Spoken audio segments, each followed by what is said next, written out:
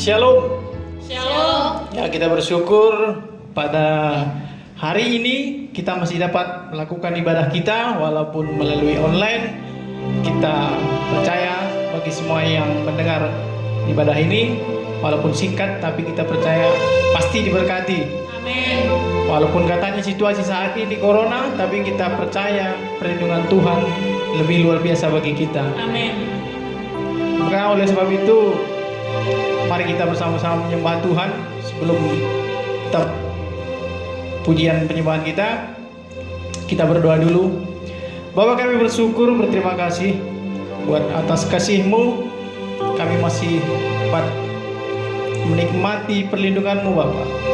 Walaupun situasi saat ini memang betul-betul sangat memprihatinkan, tapi kami percaya Tuhan yang luar biasa, Tuhan yang hebat, yang selalu melindungi kami. Bapa yang baik, sebentar Tuhan kami akan melakukan ibadah kami, walaupun lewat online. Kami percaya bagi setiap yang mendengar akan diberkati, karena kami melakukan ini Bapa hanya untuk mempermuliakan nama-Mu. Kami serahkan ibadah kami Tuhan dari awal sampai akhir, berkati kami setiap masing-masing yang ambil bagian. Dalam nama Yesus kami ucap syukur, haleluya, amin.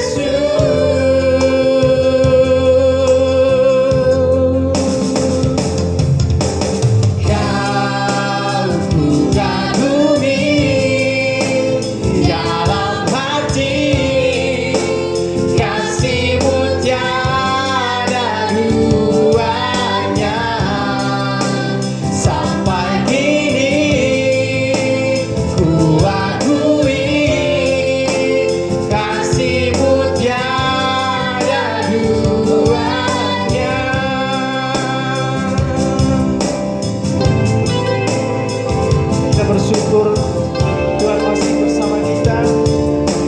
Tuhan, kita tahu Tuhan masih melindungi kita sampai saat ini. Kita ulangi lagu ini dengan sungguh-sungguh kita nyanyikan. Kita percaya perlindungan Tuhan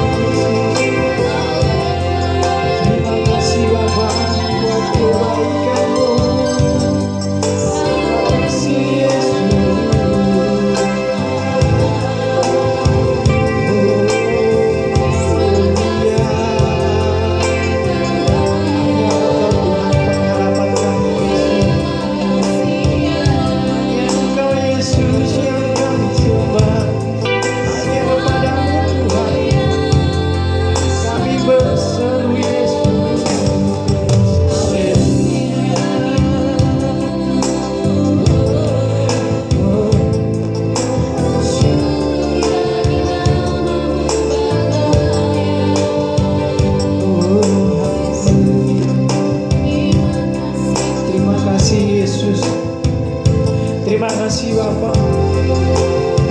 Kami bersyukur Tuhan, kami punya Allah yang besar. Kami bersyukur Bapa buat penyertaan-Mu setiap hari yang kami rasakan, yang kami nikmati Tuhan. Tanpa kami sadari Tuhan, tanpa kami menyadari, Engkau selalu menemani kami. Engkau tetap setia memantau kami 24 jam Bapa. Baik kami sedang tidur, baik kami sedang bekerja, walau dimanapun kami berada, Tuhan ada di situ. Karena kami tahu Engkau ada di mana-mana Yesus. Kami tahu Tuhan, Engkau Allah yang luar biasa, yang layak disembah. Terima kasih Bapa, terima kasih Yesus. Terima kasih buat penyertaan-Mu Bapa. Terima kasih Yesus. Terima kasih Yesus.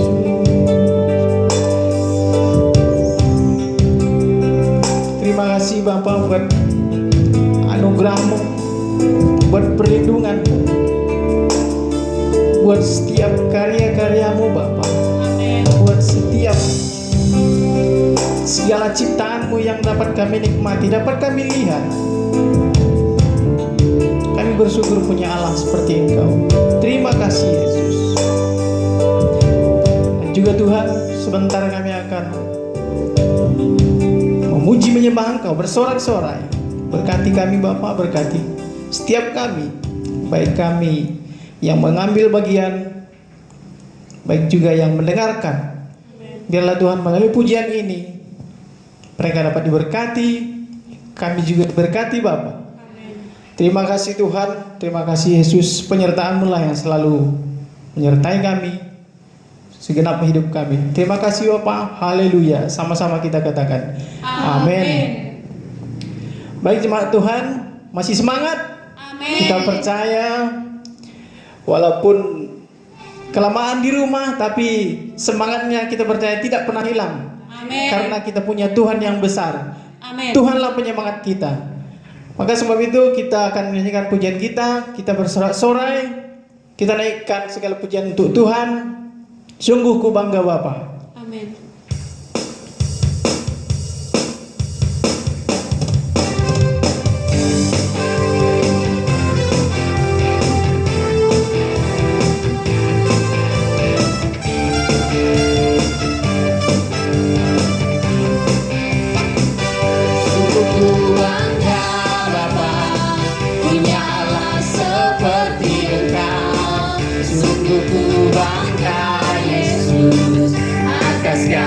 Pengorbananmu tak ingin aku hidup lepas dari kasih-Mu.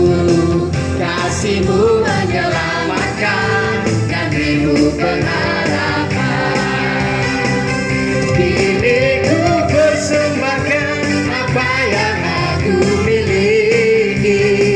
Memang tiada berarti bila dibanding dengan kasih. Namun ku ingin memberi dengan sukacita di hati, karena ku tahu ini menyenangkan hati-Mu. Sungguh ku bangga Bapa. Bangga Bapa, punya Allah seperti Engkau. Sungguh ku bangga Yesus atas segala pengorbanan-Mu. Tak ingin aku hidup lepas dari kasih-Mu. Kasih-Mu menyelamatkan dan ribu pengharapan. Diriku persembahkan apa yang aku miliki. Memang tiada berarti bila dibanding dengan kasih-Mu.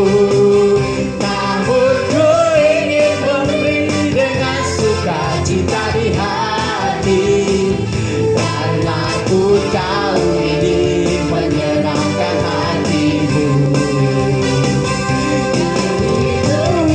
Bahkan apa yang aku miliki, memang tidak berarti bila dibanding dengan kasih-Mu.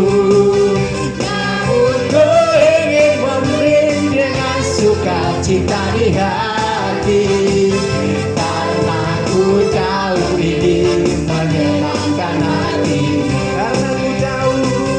Karena ku tahu ini menyenangkan hatimu. Karena ku tahu ini menyenangkan hatimu. Beri kemuliaan untuk Tuhan. Kita bersyukur, kita semangat.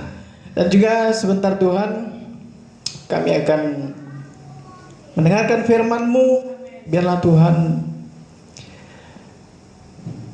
firman-Mu yang kami dengar dapat kami nikmati, dapat kami rasakan Tuhan. Dan juga sebentar Tuhan kami akan menikmatinya.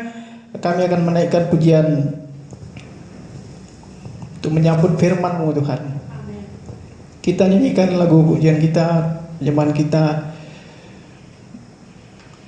bagaikan tanah kering.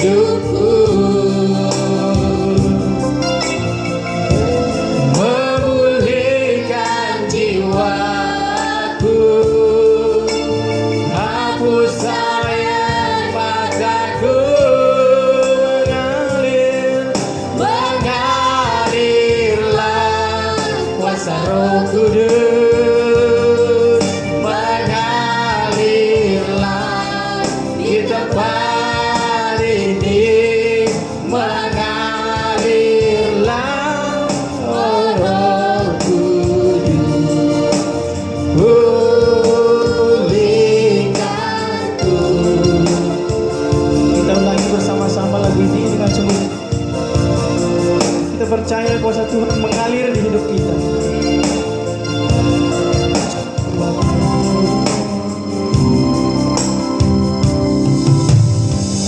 Bagaikan tanah kering yang merindukan air, demikianlah jiwaku akan engkau. Rindu selalu hadirmu di hidupku, memulihkan jiwaku, hapuskan air mataku.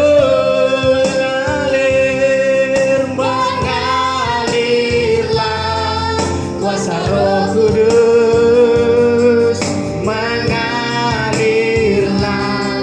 di tempat ini, mengalirlah oh Roh Kudus, ingatku, mengalirlah kuasa Roh Kudus.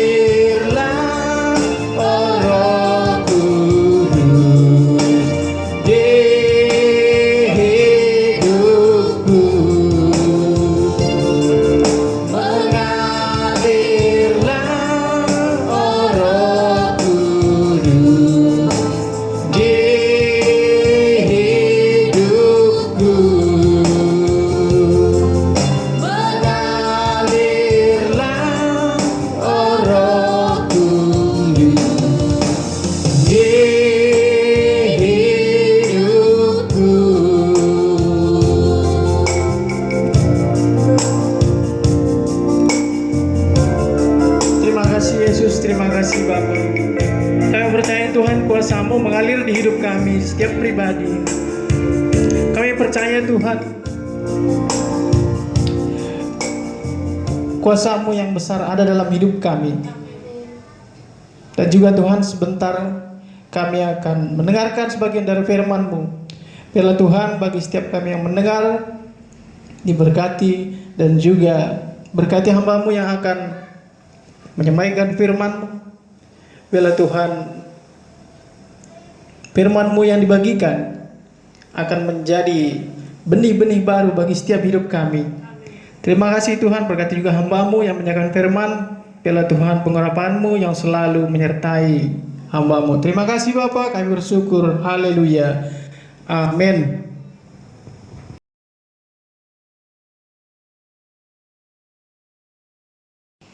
Salam, selamat pagi Bapak Ibu, saudara-saudari yang terkasih dalam Tuhan. Pada pagi hari ini kita akan sama-sama belajar dari firman Tuhan. Kita merenungkan firman Tuhan yang terdapat di Yakobus pasal 1. Yakobus pasal 1 ayat yang ke-12 sampai ayat yang ke-18. Saya akan bacakan ayat ini untuk kita. Yakobus pasal 1 ayat 12 sampai ayat yang ke-18. Judul perikop di atas, pengujian dan pencobaan. Ayat 12. Berbahagialah orang yang bertahan dalam pencobaan, sebab apabila ia sudah tahan uji, ia akan menerima mahkota kehidupan yang dijanjikan Allah kepada barang siapa yang mengasihi Dia. Apabila seorang dicobai, janganlah ia berkata, pencobaan ini datang dari Allah, sebab Allah tidak dapat dicobai oleh yang jahat, dan ia sendiri tidak mencobai siapapun. Tetapi tiap-tiap orang yang dicobai oleh keinginannya sendiri, karena ia diseret dan dipikat olehnya. Dan apabila keinginan itu telah dibuahi, ia melahirkan dosa, dan apabila dosa itu sudah matang, ia melahirkan maut. Ayat yang ke-16.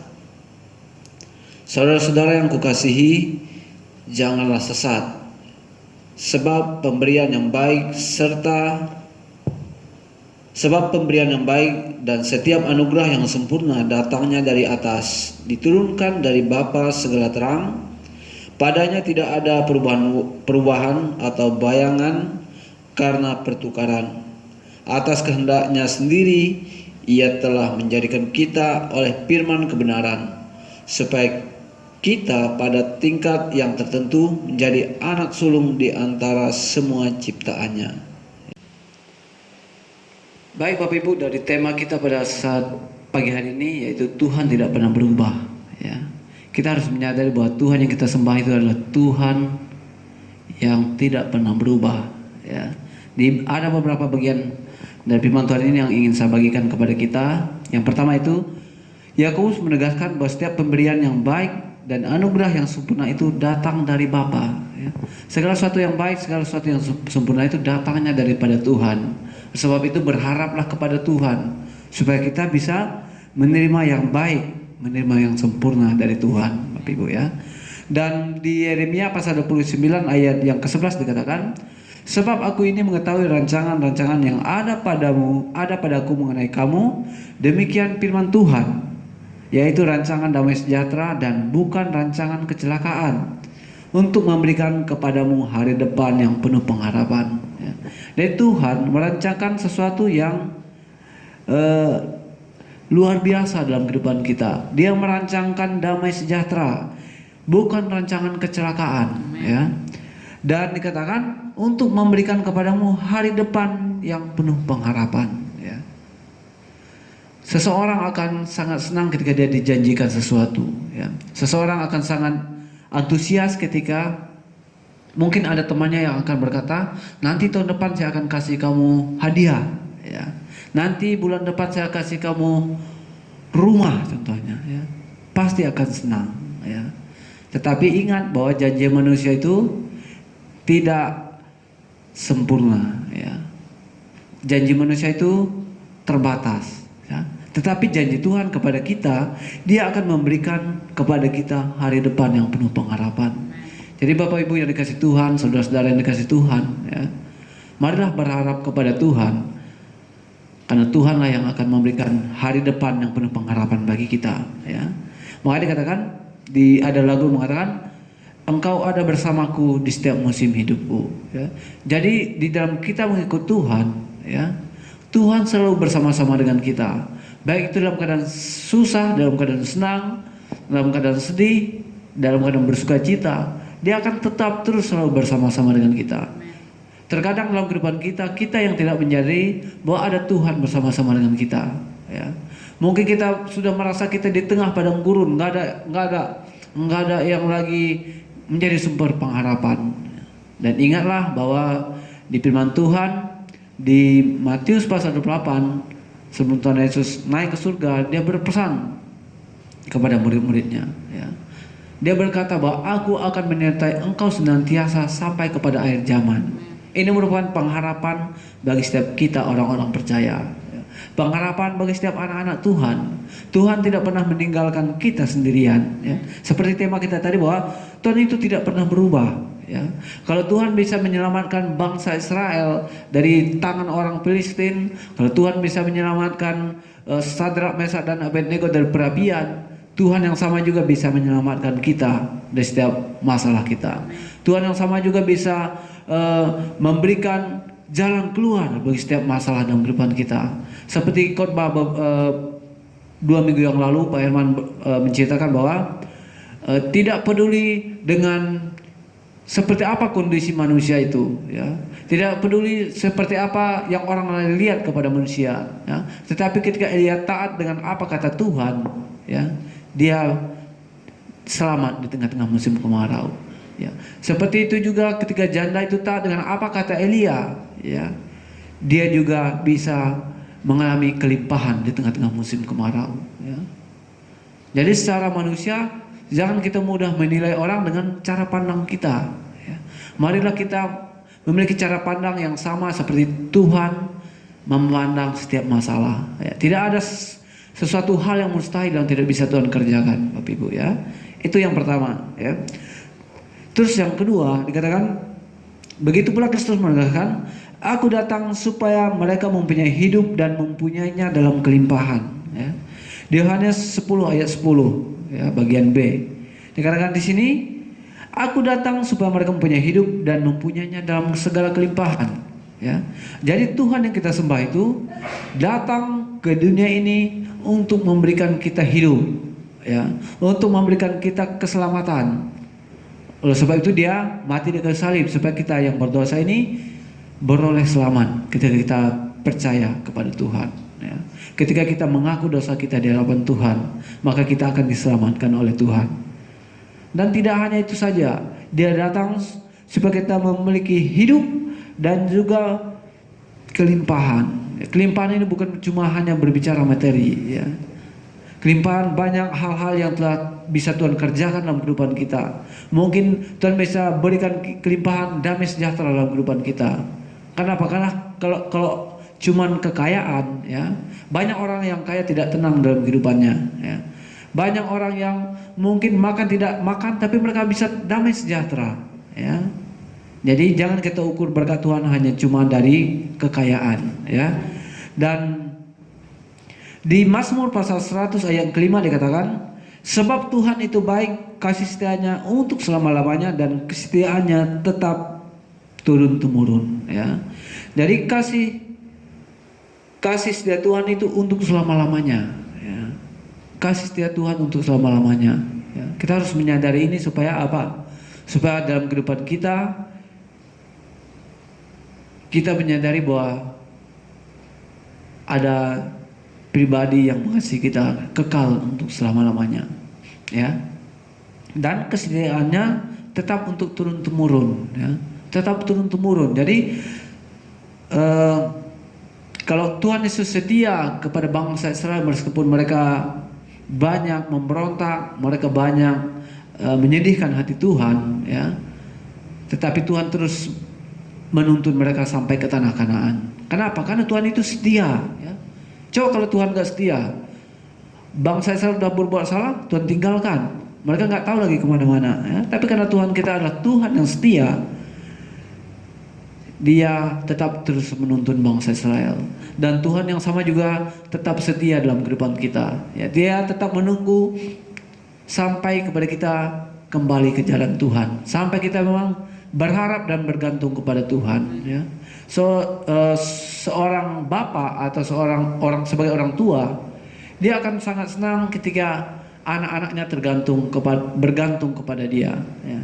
Anak-anaknya ketika memerlukan sesuatu datang kepada bapaknya, ya, bukan datang kepada orang lain, bukan datang kepada tetangga, ya. Dan begitu juga Tuhan, ya. Dia akan senang ketika kita bergantung dan berharap, ya. Kenapa? Karena memang hanya Tuhanlah yang sanggup melepaskan kita dari segala masalah pergumulan hidup kita, ya. Terus yang ketiga, ya, walaupun segala sesuatu yang ada di dunia berubah, firman Tuhan tidak pernah berubah, Bapak Ibu, ya.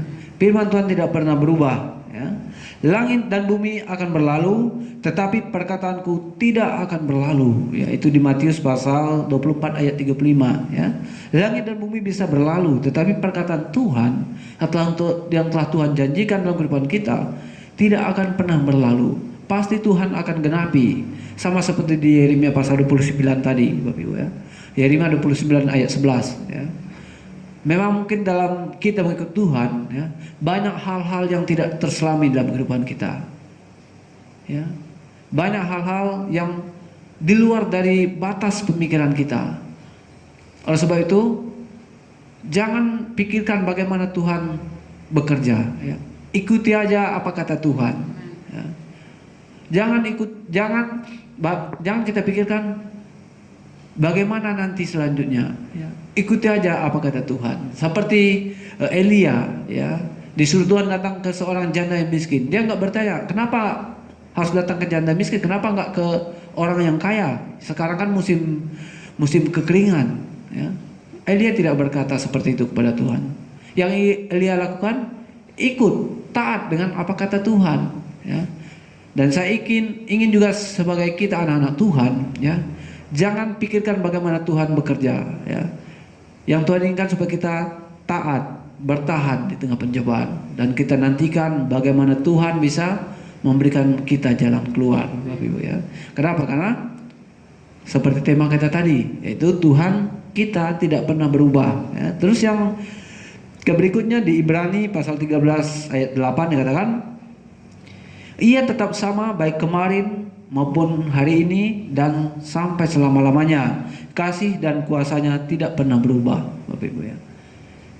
Jadi kalau kita menyadari hal ini, maka kita bisa tetap optimis dalam Tuhan. Kita tidak pernah menyalahkan Tuhan dengan situasi apa yang sedang kita alami, karena kita tahu bahwa Tuhan kita tidak pernah berubah, Bapak Ibu, ya. Meskipun dalam lembah kekelaman, ya, Daud berkata dia tidak takut bahaya karena ada Tuhan yang menyertainya, ya.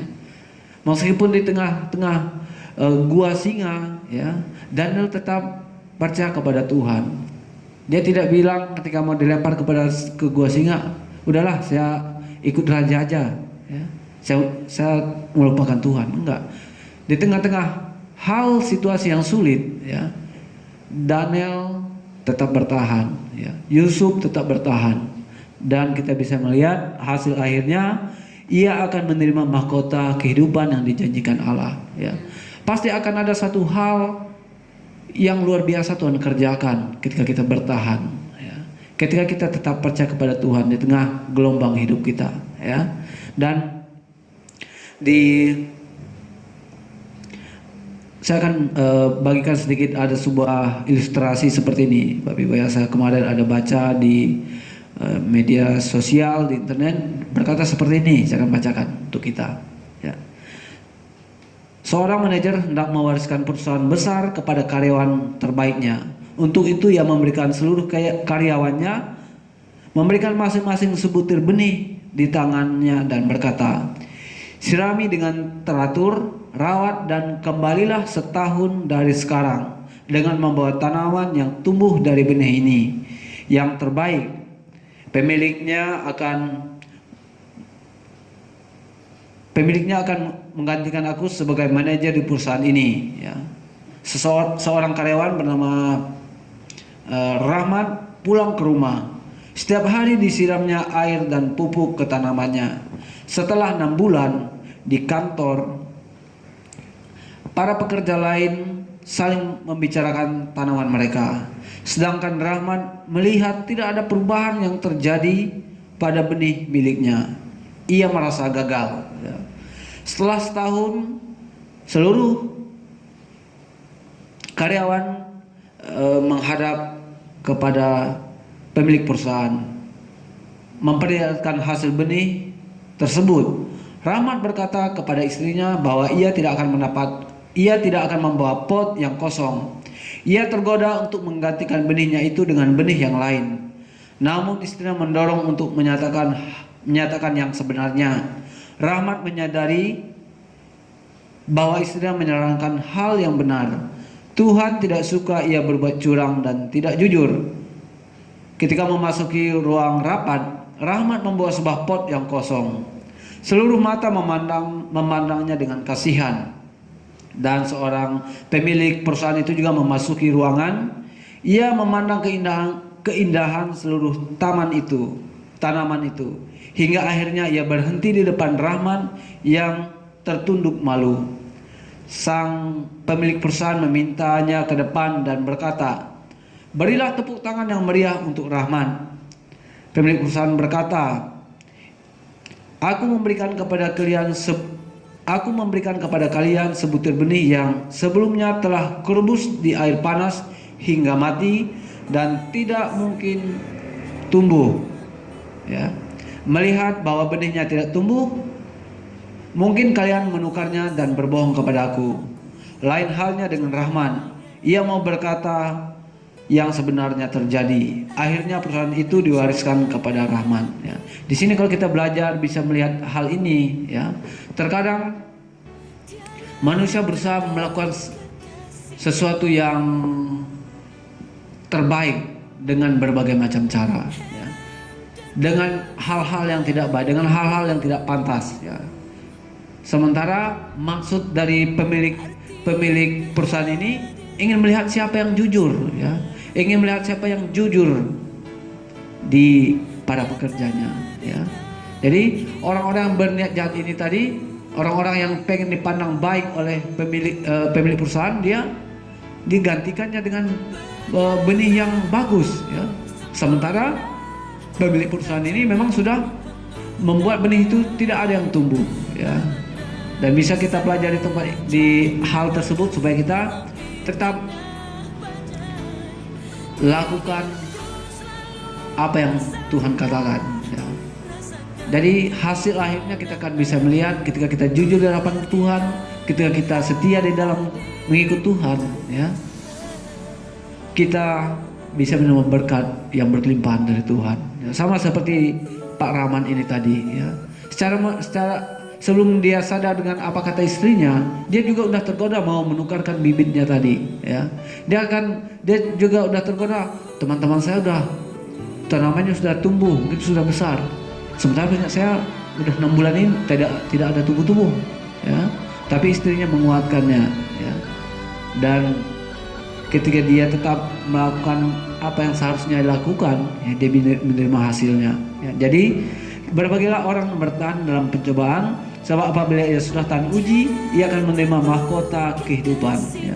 Di tengah-tengah pencobaan, ya, sering iblis menggoda kita, mengajak kita untuk melakukan hal-hal yang tidak baik di mata Tuhan, hal-hal yang berakibat fatal. Ya. Sama seperti cerita karyawan ini tadi. Ya. Kita tidak jujur di hadapan Tuhan, kita enggak melakukan apa yang seharusnya kita lakukan. Ya. Kenapa? Karena ketika kita jujur dan taat di hadapan Tuhan, ya, dikatakan bahwa Tuhan itu tetap sama dari dahulu, sekarang, dan sampai selama-lamanya. Jadi ketika Tuhan berjanji akan memelihara kehidupan kita, mau dengan rancangan damai sejahtera, tetaplah ikut di dalam jalan Tuhan. Tunggu waktu Tuhan, ya. Jangan waktu kita maunya cepat, waktu kita maunya ketika kita berdoa langsung dapat, ya. Di dalam Tuhan ada waktu-waktu Tuhan, ya. Kita tidak bisa memaksakan kehendak kita, ya. Biarlah Tuhan yang tercampur tangan di dalam segala sesuatunya supaya mendatangkan kebaikan bagi kita, ya. Bila firman Tuhan kita pada siang hari ini, Kiranya firman Tuhan ini menjadi berkat bagi kita supaya kita tetap bertahan di tengah-tengah pencobaan. Dan hasil akhirnya kita akan menerima mahkota kehidupan. Sebagai anak-anak Tuhan, kita harus menyadari bahwa ada Tuhan yang menyertai kita di tengah-tengah hidup kita, tengah-tengah pergumulan hidup kita, tengah-tengah keluarga kita, di tengah pekerjaan kita. Ada Tuhan yang menyertai kita. Ketika kita membutuhkan sesuatu, datang kepada Tuhan. Nah, firman Tuhan kita, kiranya firman Tuhan ini memberkati kita. Tuhan Yesus memberkati.